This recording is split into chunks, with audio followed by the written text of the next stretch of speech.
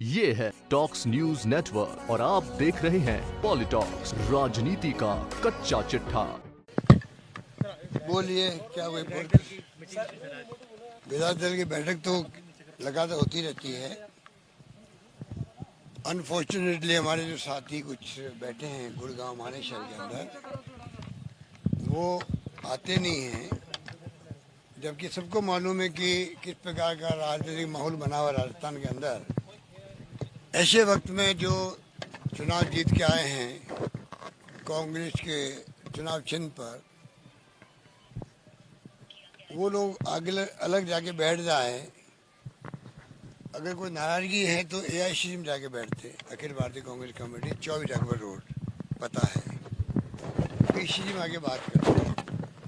और इतने दिनों से वो वहाँ बैठे हुए अलग होकर के, अब भी मैं चाहूँगा उनको आना चाहिए मीटिंगों के अंदर। अब तो असेंबली बुला ली हम लोगों ने।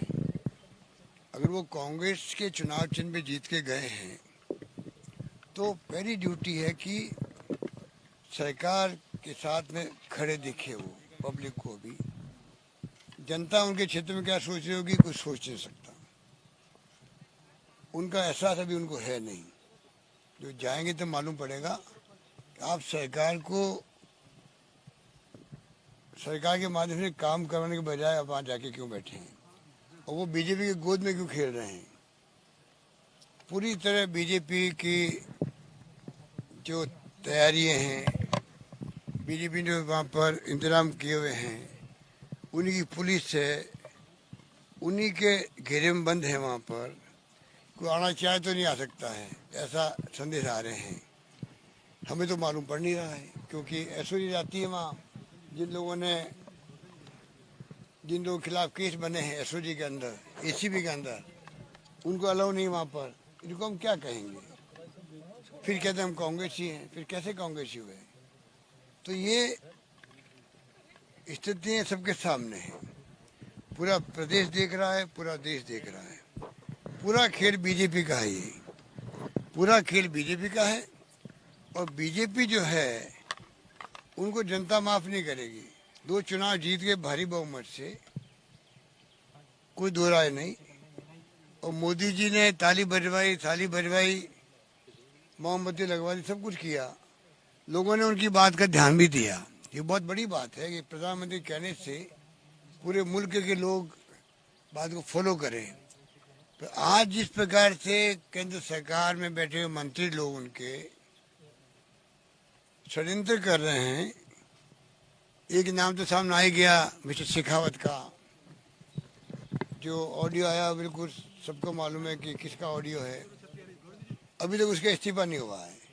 उनके ऊपर जो एक संगीन केस कोर्ट ने भी मान लिया, जांच शुरू हो गई एसओजी के अंदर, कोई कार्रवाई नहीं हुई है। कांग्रेस के वक्त पे तो रेल मंत्री का इस्तीफा हो जाता है, कानून मंत्री का इस्तीफा हो जाता है, मुख्यमंत्री का इस्तीफा हो जाते हैं। और यहाँ आप देखिएगा, जो सरकार गिराने के षड्यंत्र कर रहा है, जो इतनी जनता को लूट चुके हैं, वो चिट फंड है, पता नहीं कौन सी कंपनी है, क्या नाम है उसका, आपको मालूम होगा, संजीवनी। उसके बाद में भी कोई कार्रवाई नहीं है। तो जनता सब देख रही है। और बीजेपी को चाहिए, अमित शाह जी को चाहिए कि सरकार गिराने के इरादे छोड़े देश के अंदर। उससे लोकतंत्र कमजोर होगा, उससे जनता के जीवन को बचाना है। उसके लिए सबको लगना चाहिए जनता का जीवन कैसे बचे। WHO की रिपोर्ट आ रही है, बहुत ही गंभीर आ रही है कि आने वाले वक्त में कोरोना बहुत ज़्यादा फैल सकता है। हमें चिंता वो लगी हुई है, इसलिए मैं रोज़ वीडियो कॉन्फ्रेंसिंग करता हूँ, रिव्यू मीटिंग करता हूँ, और सारे साधन झोंक रखे हमने। अभी मैंने परसों ही 350 करोड़ रुपए गरीबों के खाते में डाले हैं।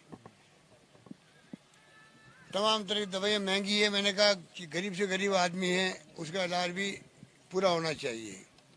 और दूसरी तरफ हमारी गवर्नमेंट को गिराने के लिए षड्यंत्र हो रहे हैं। तो आप बताइए कि क्या चुनी हुई सरकारों का काम सरकार गिराने का है, या लोगों के जीवन को बचाने का है, लोगों का जीवन बचाने का। आप बताइए, मेरी समझ के परे है कि किस प्रकार से कोई सोच रख सकते हैं कि लोगों का जीवन बचे, आजीविका बचे, उसकी वजह आप सरकार गिरा रहे हो। तो मैं समझता हूँ कि प्रधानमंत्री जी को चाहिए वो खुद देखिए हो क्या रहा है राजस्थान के अंदर। मैंने खुद ने टेलीफोन किया प्रधानमंत्री जी को, बातचीत करी मैंने खुद ने, और मैंने बताया उनको किस प्रकार की स्थिति राजस्थान के अंदर है। देश का प्रधानमंत्री है, मेरी ड्यूटी थी मैं उनसे बात करूं। मुझे खुशी है गवर्नर साहब ने कल मेरी बात को माना, और 21 दिन के बजाय जो 7 दिन चले गए थे पहले के, मैंने कहा उनको काउंट कर लीजिए आप, कम से कम और 21 दिन देंगे तो हॉर्स ट्रेडिंग बढ़ेगी। ये पूरा खेल डिले करने का इसलिए होता है जिससे कि बीजेपी ने हॉर्स ट्रेडिंग करने का जो ठेका ले रखा है, और बीजेपी के बिहार पे जो हमारे खुद के पार्टी कुछ नेताओं ने ठेका ले रखा था, उसके माध्यम से हॉर्स ट्रेडिंग हुई है। सबको मालूम है, सबको मालूम है इरादे क्या, सबको मालूम है। कहते हैं हम, कई लोग कहते हैं हम बीजेपी नहीं जाएंगे। बीजेपी नहीं जाओगे, थर्ड मोर्चा बनाओ, तीसरी पार्टी बनाएंगे, जो षड्यंत्र किए गए हैं इसके मायने आप कांग्रेस छोड़ रहे हो वॉलंटरली।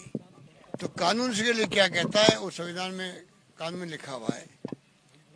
सुप्रीम कोर्ट जजमेंट क्या है सबको मालूम है कि कोई व्यक्ति अगर पार्टी छोड़ना चाहता वॉलंटरली तो उसके लिए क्या प्रोविजन है सबको मालूम है।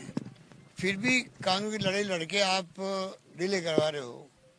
तो मैं समझता हूँ कि तमाम जनता को आभास है, और मैं आज फिर कहना चाहूँगा कि कर्नाटक मध्य प्रदेश के बाद में जिस रूप में राजस्थान पर हमला किया गया है, राजस्थान में इनको मुंह की खानी पड़ेगी। और यहाँ हमारी एकजुटता है, सरकार हमारी पूरे 5 साल तक चलेगी, इनके तमाम षड्यंत्र विफल होंगे, और पूरे देश में मैसेज आएगा कि राजस्थान के विधायकों ने हॉर्स ट्रेडिंग में परवाह नहीं करी, लोभ लालच में नहीं आए, ईमान के साथ रहे, ईमानदारी से रहे। और जो लोग गए हैं, मुझे पता नहीं उनमें से किन किन लोगों ने पहली किस्त ली है, कहीं हो सकता है कि लोगों ने किस्त नहीं ली हो।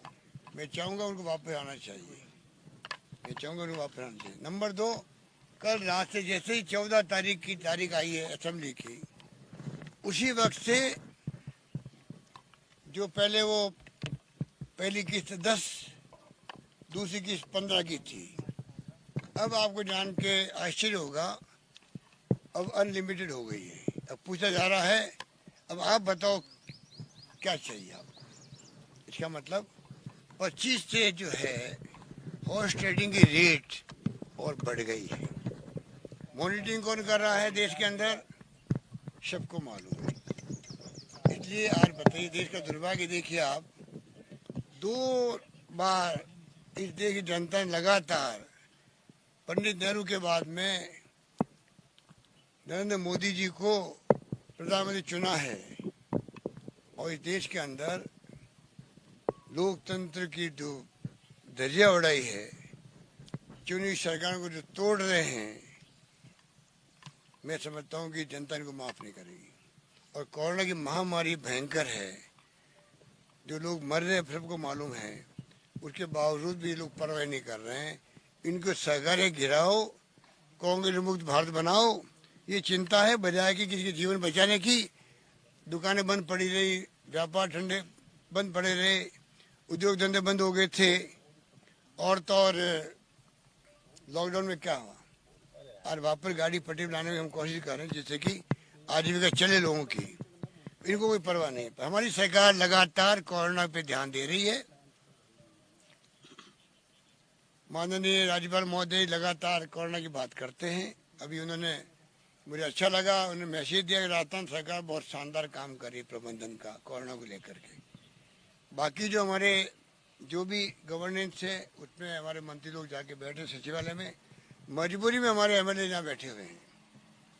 और मैं उम्मीद करता हूँ कि भगवान इनको सद्बुद्धि दे कि कोरोना की जंग को लड़ने में राज्य सरकारें केंद्र मिलकर लड़े, पक्ष विपक्ष सब सब मिलकर लड़े। जैसे मैंने राजस्थान परंपरा कायम की है, बीजेपी, कांग्रेस, सीपीएम, सीपीआई, कोई पार्टी हो, बीपीटी, सब मिलकर के कोरोना की लड़ाई लड़ रहे थे हम लोग, सबको मैंने साथ लिया था।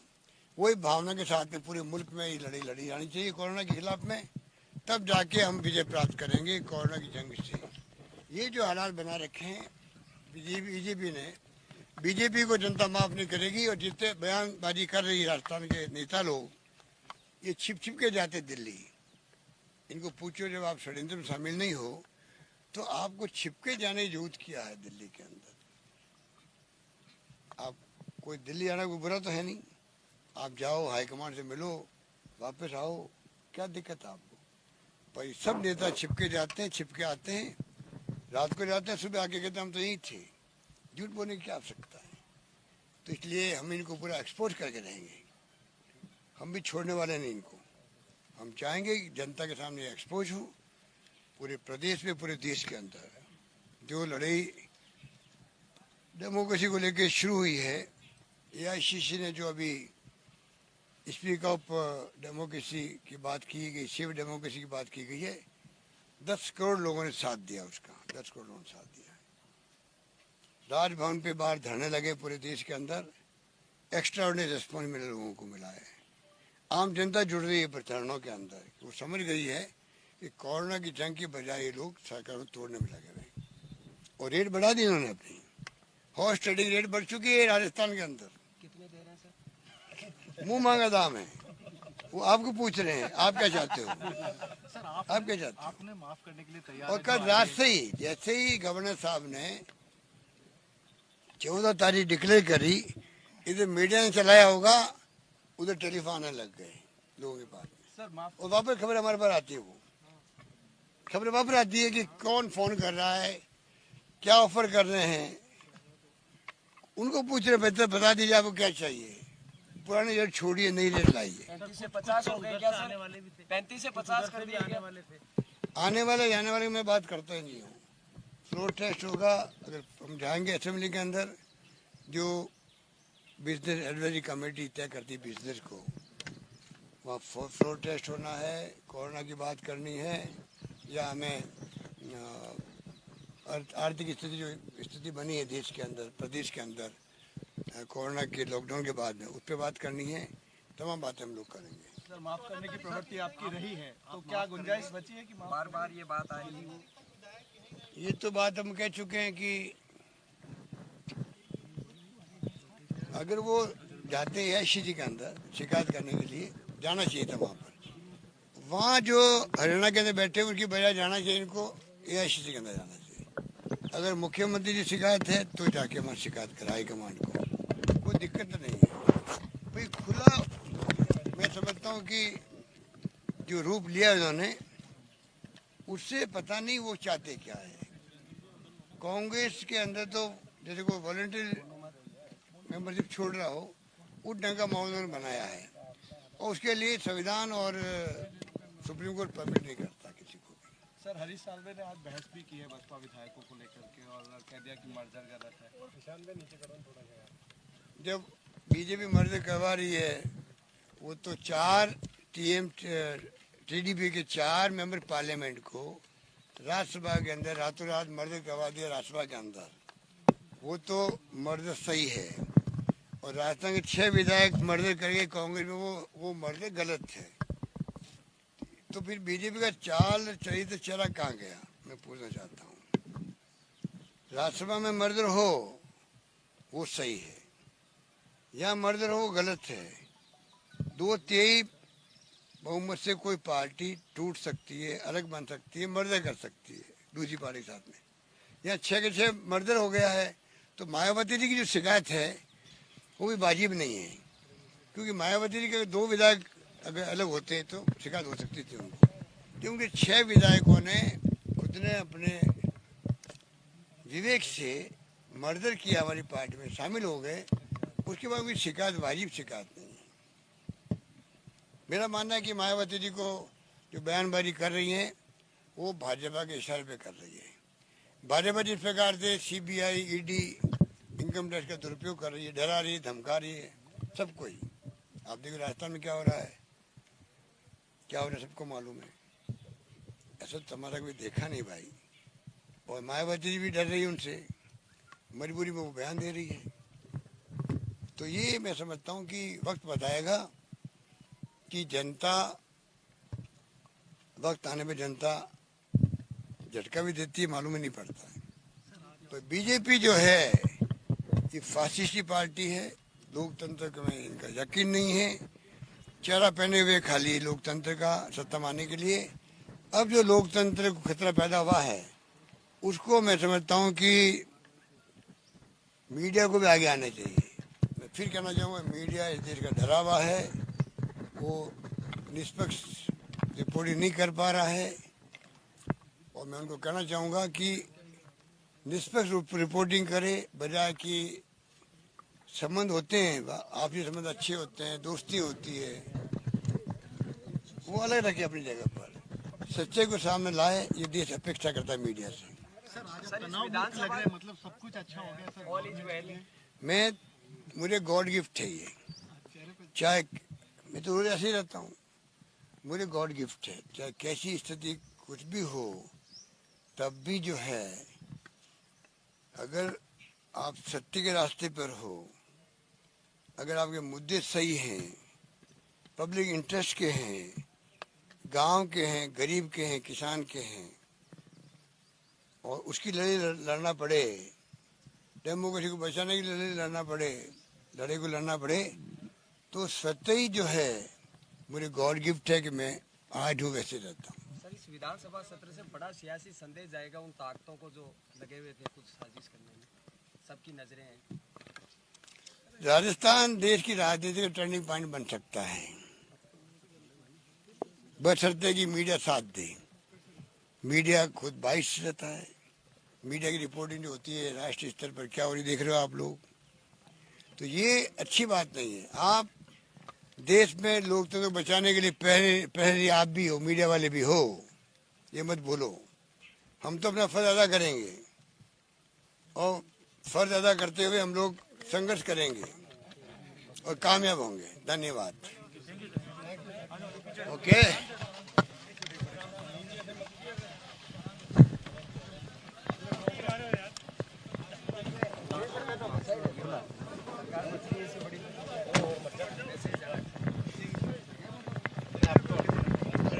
छोटा है विक्की पहुंच। ये है टॉक्स न्यूज नेटवर्क और आप देख रहे हैं पॉलिटॉक्स, राजनीति का कच्चा चिट्ठा।